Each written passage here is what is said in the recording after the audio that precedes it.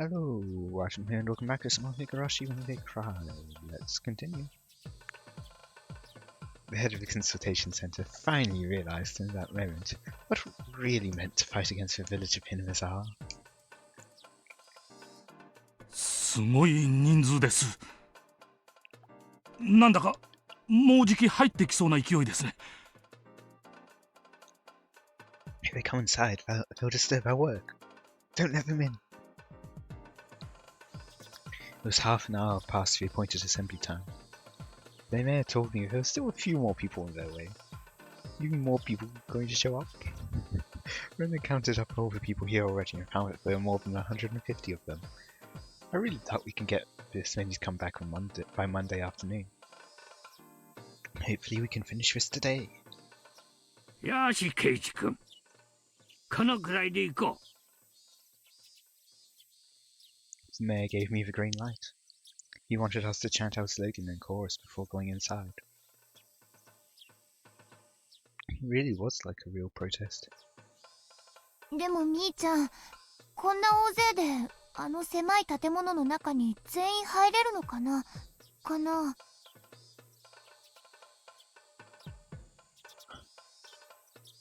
I'm just thinking about something which happens again. Why does Irie commit suicide in those parts?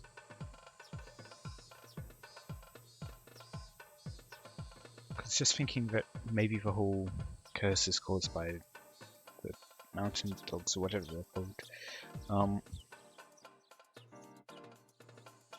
If everyone's doing it,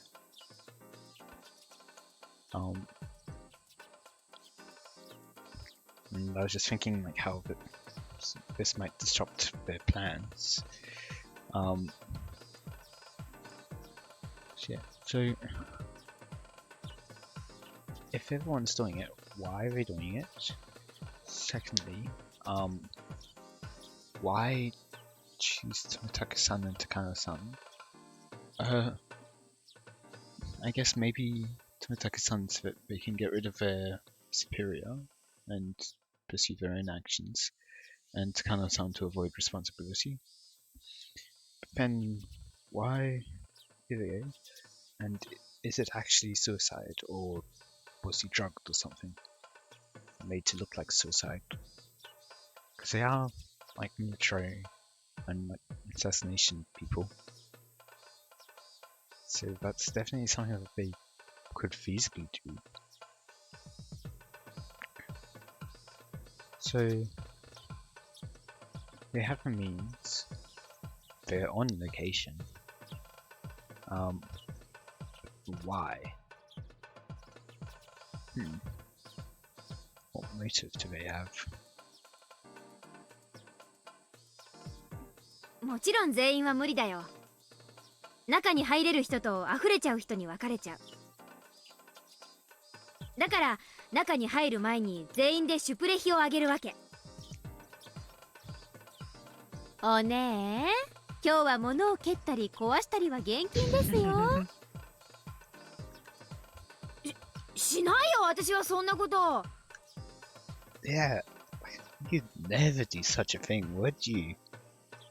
あんたが私の時にやった悪行のせいで私は迷惑してるんだから。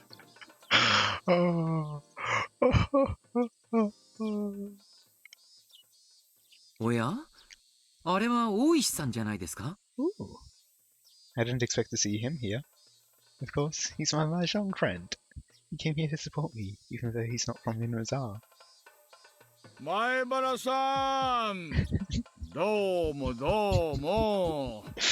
大石さん、ちょうどいいところでした。Isn't this actually supposed to be like late? Oh well. これから中に入ろうというところだったんです。Higurashi was accompanied by a few of his own men. He brought along 4 police officers in uniform. I get the feeling that there's like some kind of complaint or something, maybe? 前原さん、ちょっと急ぎのお話が。君吉の村長さんもどうもどうも。こりゃ大石さんじゃないですか。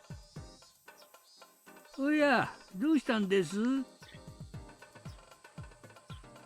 ちょっとお二方に大至急のお話がありまして、ちょっとよろしいですかね。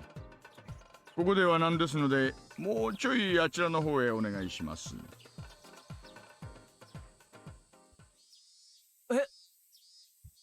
どうしてですか？ですね、早い話がここはお役所の敷地内です。特定の目的で専用することは禁じられてます。Really?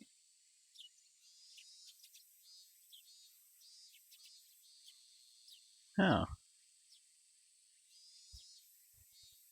I was really taken aback. I thought we were just getting started. But Oishi-san, and by that I mean the police, are telling me to break up the crowd. どういうこっちゃ。役所は住民の声を聞かんって言うんですか。 So yeah, a couple of things here. One, that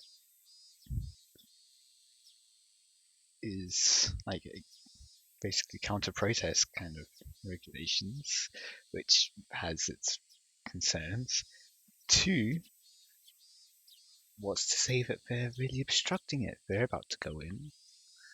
How's that obstructing it? They're just using it as it's intended to be used, yes. そうです。俺たちは別に悪いことをしようってわけじゃない。聡子をすぐに助けてもらいたいと訴えに来ただけですよ。They're just here to put in a formal complaint to the extent of our abilities as citizens. それがどうしていけないんですか？この敷地内での無届け集会がまずアウト。それから鹿骨市児童相談所施行条例という条例があり、施設長は業務の支障になると認定した場合、敷地からの退去を命じることができるとなってるんです。施設長って誰です？まあ早い話が児童相談所の所長さんですな。汚ねえ！話も一切聞かないつもりかよ。 At this point, I guess you could technically escalate it to the city council. じゃあ俺たちはどう訴えればいいんですか？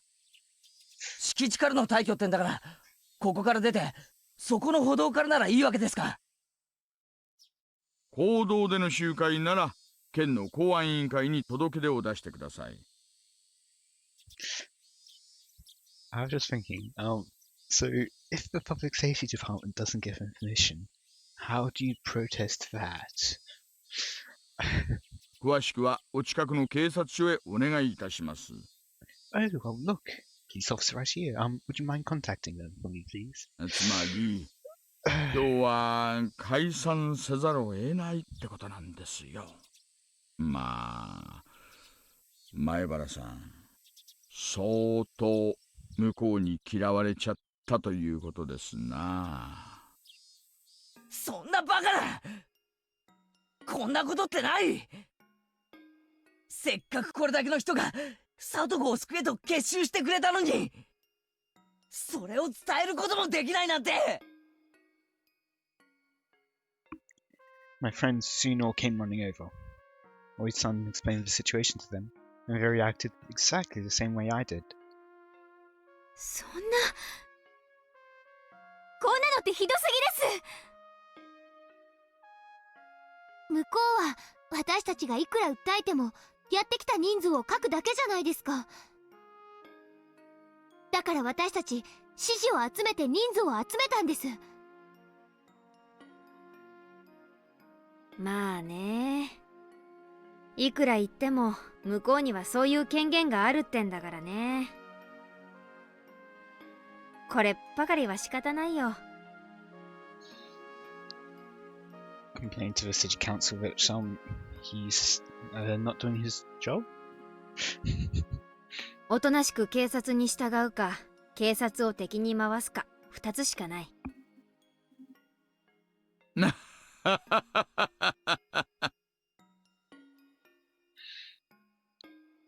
I feel like there's definitely some ways like which you can get around it. technically being a protest.もうダム戦争は終わってます。戦争ごっこはご勘弁願いたいですな。くそ、じゃあどうするんだよ。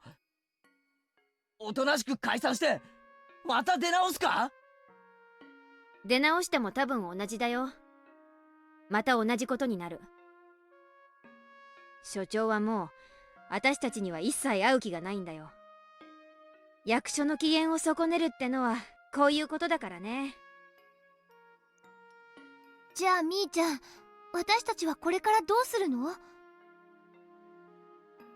ここからは息の長い戦い方しかなくなってくるね。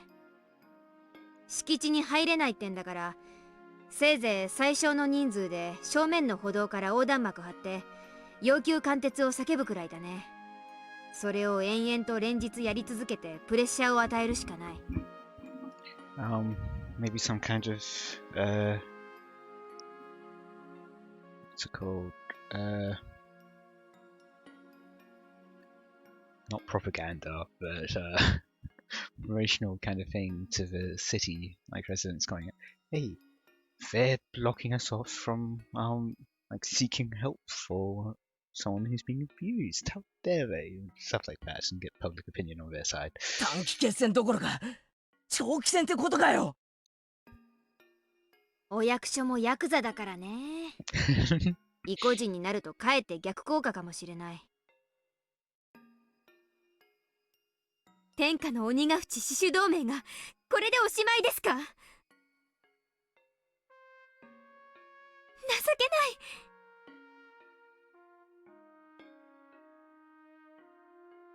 おじいちゃん、なんとかできないんですか？シオンちゃん、死守同盟はもちろん推しの強さで戦ったところもあるけど、基本は粘りなんだよ。ここまで露骨に拒否されると、ダム戦争の時の工事事務所と同じで、あとは囲んで長期戦しかなくなっちまうよ。No, that's not gonna work. There's so many people here. I was supposed to end this today. Sadako didn't come to school again today. Her uncle called and claimed that her cold had resurfaced. He promised that she'd be back on Monday, but hearing that wasn't any relief to us. Today is Saturday, so there are 2 more days until then. Nothing is guaranteed for Sadako. In the world I imagined, it was too late to save Sadako by the day before Washinagashi. The Sadako in real life hasn't gone to that point yet, but nothing guarantees that she'll still be fine in just 2 days. I don't know if she'll still be sane the next time we see her. 長期戦なのか。結局相談所が望むだけの期間を待つしかないのか。ダメだよ圭一くん。聡子ちゃんを救うのに一刻の猶予もないの。なぜって言われたら困るけど、それがわかるの。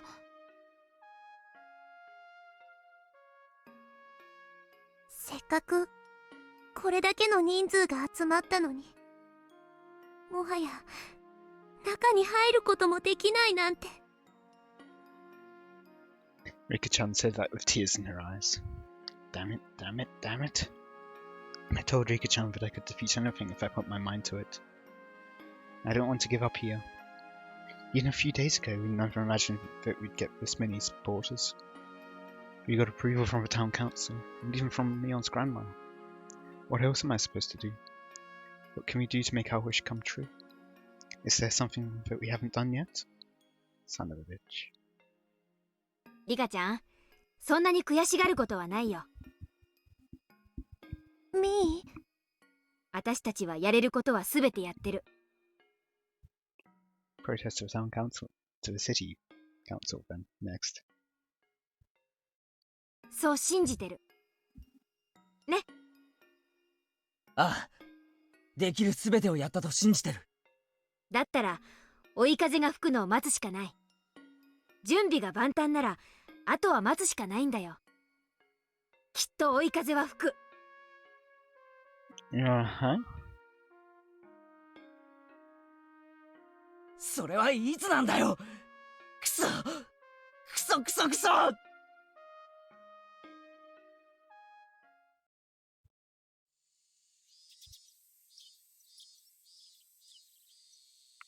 Sadako was sleeping like the dead.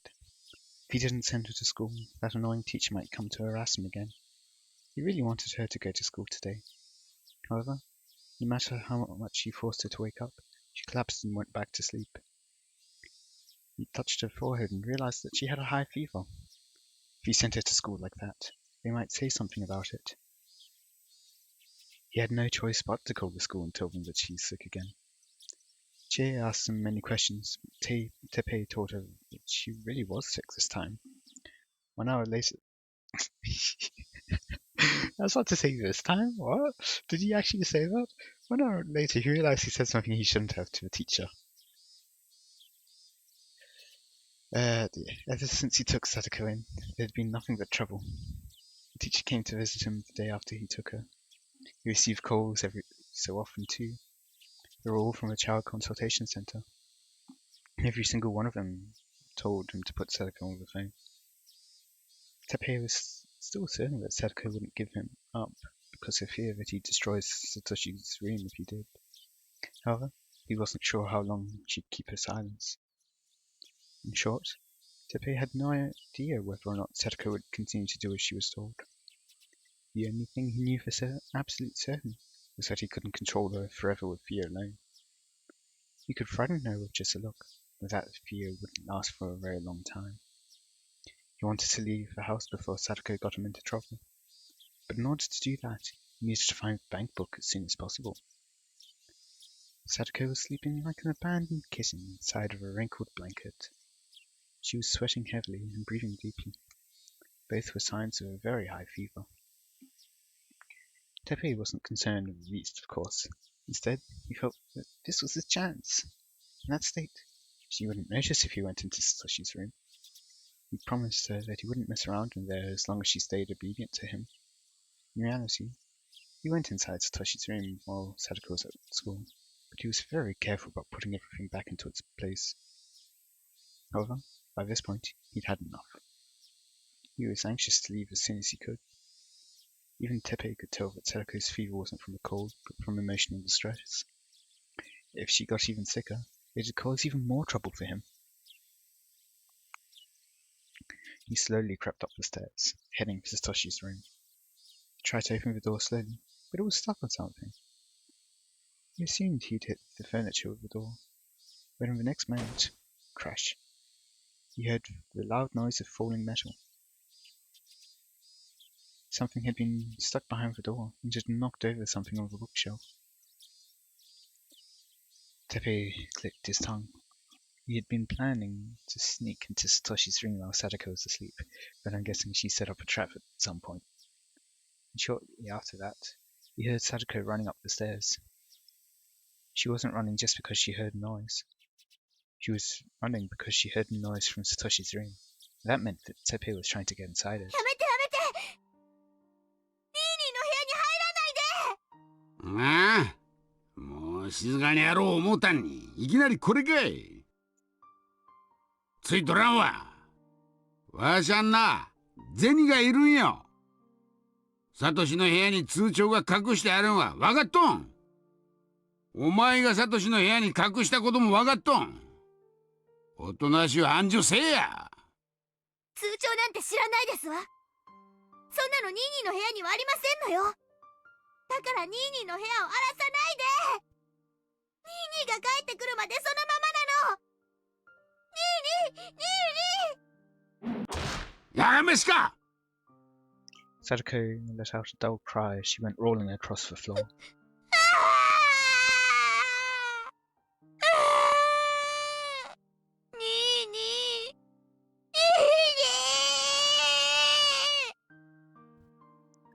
Sadako's screams echoed around the room. I wonder if it's loud enough to be able to be heard from the outside, and if they can send the police. Hitting her would leave a mark, and then the child consultation center would child consultation center would harass him, and maybe more than that. He was a man of violence. It was already stressful enough to be warned not to hit her. But once he hit her on impulse like he just did, his restraint was all gone. Sadako was crying and told him in her left cheek. She might have suffered a cut on the inside of it when he punched her. She had bloody drool trickling out of the corner of her mouth.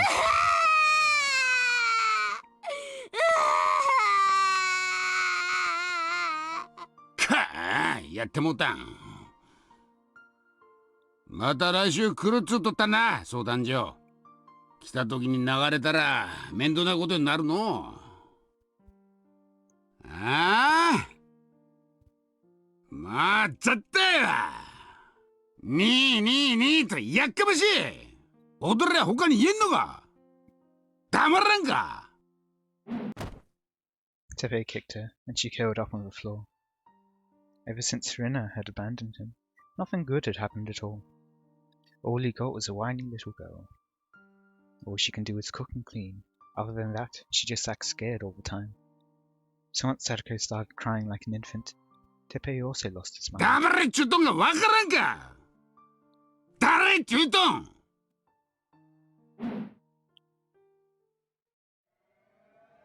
くそ大石さん、あんたにも人の心があるならどうか今日だけ目をつむってください。 I mean, he might, but for different reasons. I'm guessing he's about to get a call. こうしてる間にも貞子の身に危険が迫ってるかもしれないってのに。おっと、私に指一本でも触れると執行妨害で現行犯逮捕しますよ。くそー。やめなよケイちゃん、挑発に乗っちゃダメだよ。大石のおじさま、そんな態度だときっと長生きできませんよ。そりゃ怖い。No, it wasn't a threat, it was merely some life advice, you know? All that stress, it really wears down your immune system, you know? 言葉をもうちょい選ばないと、あなたの場合は恐喝の現行犯になりますよ。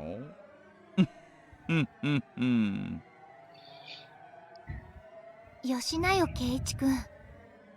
大石さんは私たちの味方だよ。はあ？レナ、お前何を言ってるんだ？わかんないかな。大石さんは言葉がさっきから優しい。警察の対面で言ってるだけで、本当は圭一くんの味方なんじゃないかな。Saying that in front of a person in question. だって大石さんが本気で私たちを追い払おうとしたら、こんな悠長に話し合いをしないで実力で追い払ってると思うもの。追い払われなくても現にこうして相談所の前に立ちはだかってるじゃないかよ。これがどう味方だってんだよ。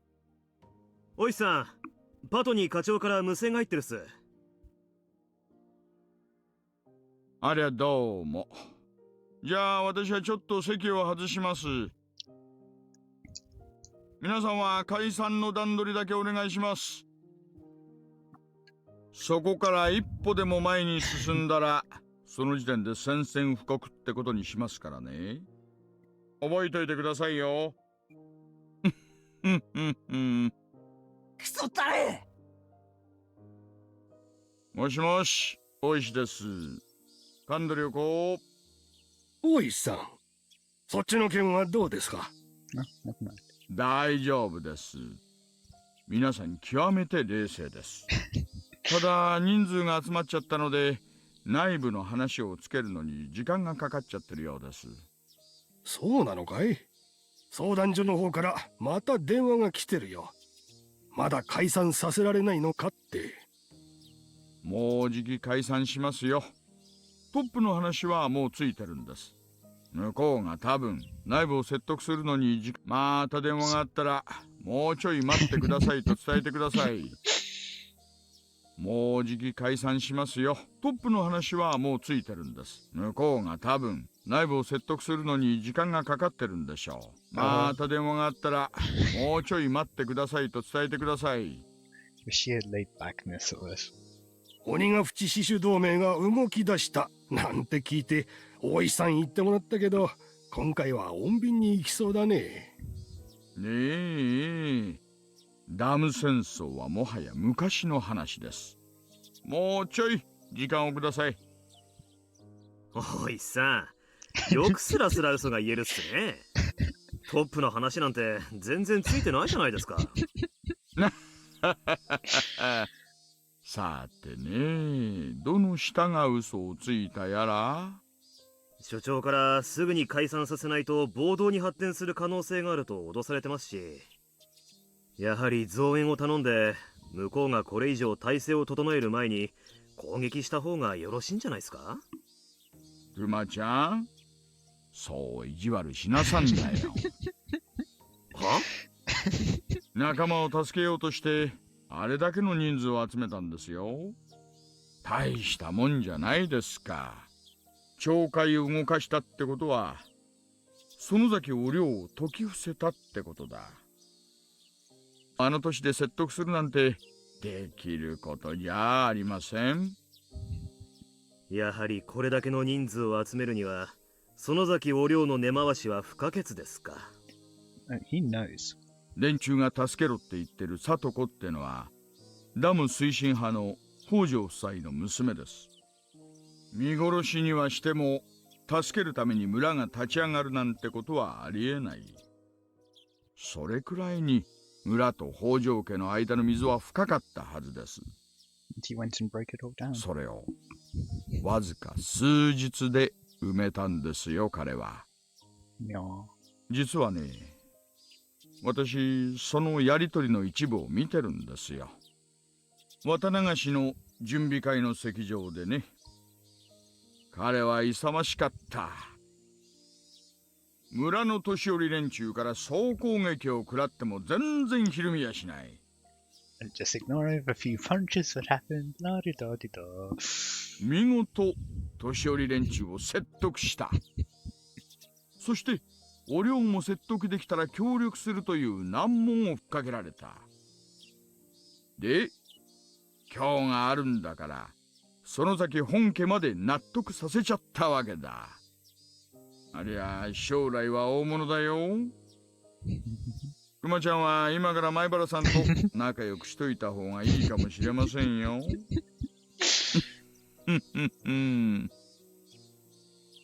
じゃあやはり大石さん手加減してましたね。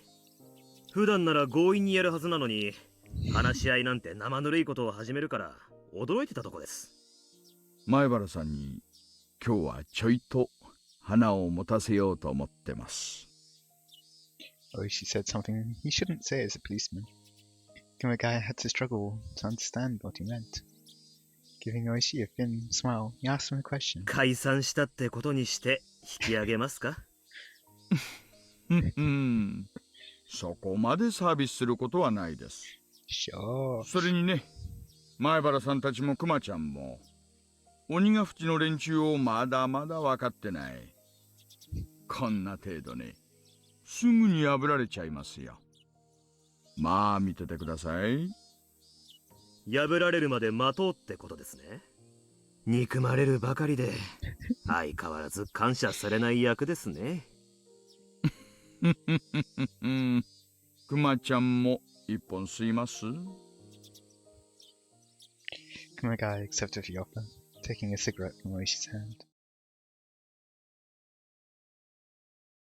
In the next moment, two black vehicles stopped short in front of a building. They braked, screaming under the stress. それおいでなすった。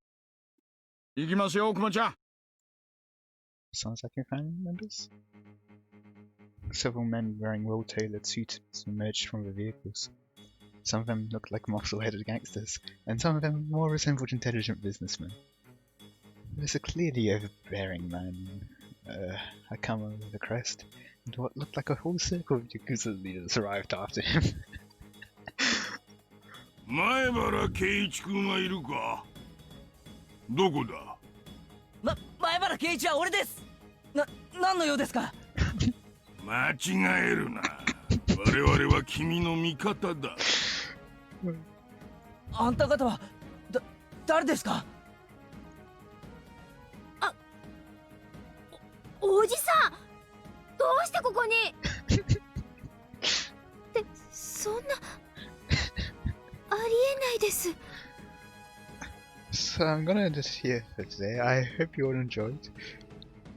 Let me know if you have any comments. And until next time, see ya. 1 2 years.